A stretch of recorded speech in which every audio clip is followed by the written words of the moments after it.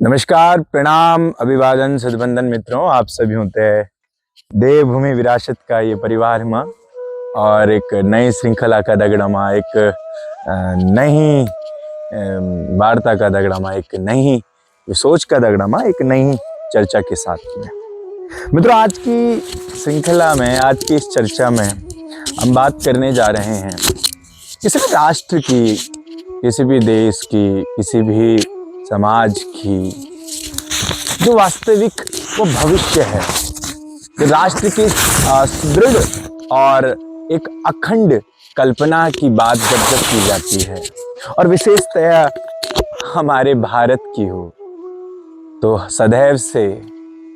भारत जैसे युवा जो अपने आदर्शों पे चले हों, विशेषतया वह युवा जो धर्म क्षेत्र में खड़े हों, विशेषतया वह युवा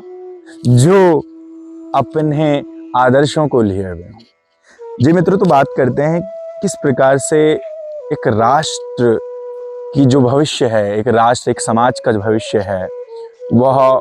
युवाओं पर निर्भर करता है। हम सब जानते हैं भली भांति, और बचपन से ही हम लोग अपने समसामयिक विषयों में पढ़ा करते हैं कि किस प्रकार से मानव एक महत्वपूर्ण संसाधन है, मानव संसाधन हम कह सकते हैं, और मानव एक स्वयं एक महत्वपूर्ण संसाधन हमें बाल्यकाल से पाठ्य पुस्तकों में और ये समझ दी जाती है। तो कहीं ना कहीं मित्रों, आप देखते हैं कि जब हम युवाओं की बात करते हैं तो सदैव हमारा ध्यान युवाओं के भविष्य को लेकर, और युवाओं के भविष्य का संबंध देश के भविष्य के साथ में जोड़ दिया जाता है। और कहीं ना कहीं यह सत्य है, क्योंकि युवाओं का भविष्य का अर्थ देश के भविष्य के साथ है। और जब जब भारत देश की बात आए तो भारत एक ऐसा राष्ट्र है जहां सदैव भारत अपने धर्म श्रेष्ठ, अपने श्री भ्राता श्री भगवान राम जी की मर्यादाओं को पकड़ते हैं। वह भारत जो प्रश्न लेता है अपने भविष्य की, वह भारत जो प्रश्न करता है अपने संकल्पों की। तो बात करते हैं संकल्पों की। एक दृढ़ संकल्प लेते हुए, एक मजबूत संकल्प लेते हुए, एक दृढ़ संकल्प लेते हुए, एक मजबूत संकल्प लेते हुए, एक अखंड विरासत को संजोने की संकल्प को धारण करते हुए, मित्रों, देश का भविष्य युवाओं पर होता है। और युवा की जब जब बात आती है तो यह शरीर एक खुद अभी युवा धर्म में है, आश्रम धर्म में है, ब्रह्मचर्य धर्म में है। तो कहीं ना कहीं जब व्यक्तिगत तौर पर बात आती है तो स्वतः में यह शरीर कई बार सोचता है कि वास्तविक में हम अपने राष्ट्र के प्रति, अपने समाज को क्या दे पा रहे हैं, अपनी संस्कृति, अपने पुरातन जड़ों को किस प्रकार से अभिसिंचित कर पा रहे हैं और किस प्रकार से उनको समृद्ध कर पा रहे हैं। तो इन्हीं विचारों को लेते हुए ध्यान उठता है कि क्या मुझ जैसा युवा आज अपने देश के लिए सतत प्रयास कर पा रहा है। तो हमें कई बार संभावनाएं सकारात्मक पहलुओं में और कई बार उत्तर नकारात्मक पहलुओं में मिलते हैं। मित्रों, सकारात्मक पहलुओं में सबसे बेहतर बात होती है कि हम उस राष्ट्र से हैं, उस संस्कृति से हैं जहां का युवा आज दर्शन, धर्म, विज्ञान, ज्ञान, वास्तुनिष्ठ ज्ञान और न जाने तमाम सत्य की चर्चाओं में अखंड रूप से संलग्न रहता है और अपने भारत भूमि को, अपने इस सनातन की चर्चा को नित्य बढ़ाने में बहुत अहम भूमिदार और अहम भागीदार एक अपना निर्वहन करता है। पर जब हम इसी की नकारात्मक पहलू की बात करते हैं, जब हम इसी विषय के नकारात्मक पहलू देखते हैं, तो हमारा ध्यान जाता है कि कहीं ना कहीं आज हम जैसे ही कोई युवा आज न जाने अनजाने में, और बहुत ऐसे युवा जो आज नशों और तमाम भ्रष्ट आचरण जैसे क्रियाओं में लिप्त हैं। देश का भविष्य कहीं ना कहीं व्यक्तिगत रूप से भी हाशिए पर है होता है, और कहीं ना कहीं देश का भविष्य सरकार द्वारा एक उस प्रकार से प्रताड़ित किया जाता है। एक शिक्षित युवा जो देश का भविष्य है, उसके साथ खिलवाड़ कर दिया जाता है। कभी घर से, परिवार से उस पर बोझ होता है एक व्यवसाय और नौकर बनने की, और कभी उस पर बोझ होता है समाज का, उस पर बोझ होता है परिवार का, उस पर बोझ होता है इन समाज की कुरीतियों का, जिन सपनों को वो पालन करते करते वह संभवतः अपना कई वर्षों को बिता देता है। और आप पाएंगे कि अपने सपनों को साकार करते करते जब एक युवा नित्य चलता है और नित्य चलने का प्रयास करता है, वो अपनी शैक्षणिक योग्यताओं को पूरा करता है, वह एक दूर देश में जाकर, दूर प्रदेश में जाते हुए अपनी शिक्षा को लेता है, अपना बड़ी बड़ी संस्थानों में तैयारी करता है, और फिर हमें देखने को मिलता है क्या, विशेषतः हम बात करें अगर अपने उत्तराखंड क्षेत्र की, देश के हमारे राज्य के युवाओं के साथ में खिलवाड़ कर दिया जाता है। कभी यहाँ भर्ती घोटाले होते हैं, तो कभी यहाँ प्रकृति के साथ में खिलवाड़ होता है, कभी यहाँ मित्रों बात जड़ की और संस्कृति की बचाने की होती है, पर बड़े प्यारे तरीके से देश के भविष्य का पोषण जो करने वाली संस्कृति थी, उसी के भविष्य का यहाँ शोषण हुआ दिखता है, शोषण होते हुए दिखता है। मित्रों, ये व्यंग्यात्मक हंसी है, यह कटाक्षपूर्ण हंसी है। मित्रों, यहाँ संस्कृति बचाने की बातें होती हैं, यहाँ भविष्य बचाने की बात होती है, पर उसी भविष्य के साथ में यहाँ खिलवाड़ कर दिया जाता है, यहाँ प्रकृति का हनन कर दिया जाता है। तो युवाओं को जब आप भ्रष्ट आचरण में होकर भर्ती जैसे घोटालों पर आप संज्ञान नहीं ले पाते हैं, और मात्र खुद ही आप उस परीक्षाओं को लीक करवाते हैं, और खुद ही आप उन परीक्षाओं को अंजाम तक पहुंचाने की बात करते हैं, और खुद ही आप आरोपियों को गिनाने की बात करते हैं, और खुद ही आप आरोपियों को जेल में भीतर रखने की बात कर देते हैं। मतलब कहने का मतलब आप पूर्ण रूप से आप देखिए कि एक षड्यंत्रकारी तरीके से किस तरीके से खाका प्रदर्शित किया जाता है, एक खाकाकार के द्वारा, एक षड्यंत्रकारी के द्वारा, और बड़े प्यार से देश के भविष्य के साथ खिलवाड़ कर दिया जाता है। और फिर हम क्या पाते हैं? हम पाते हैं मित्रों, एक मुझ जैसा युवा जो अपने सपनों को बड़े संजोए तरीके से सजाए हुए अभिसिंचित करता हुआ चलता है, आज वह आकांक्षाओं में घिरा हुआ युवा, वह आशाओं में घिरा हुआ युवा निराशा को प्राप्त करता है। वह बड़े बड़े शहरों में जाता है अपनी तैयारी के लिए, बड़ी बड़ी मोटी रकम को लेते हुए, आर्थिक संपन्न ना होते हुए भी वो कहीं माँ बाप, कहीं माता पिता, कहीं अभिभावक अपने बच्चों को इन सपनों को, उनके अपने सपनों को सजाते हैं, अपने व्यक्तिगत सपनों को सजाते हैं, अपने राष्ट्र के सपनों को सजाते हैं, पर यहाँ क्या पोषित कर दिया जाता है? यहाँ निराशा पोषित कर दिया जाता है, यहाँ शोषण किया जाता है, यहाँ मानसिक उत्पीड़न किया जाता है। और यदि कोई छात्र, यदि कोई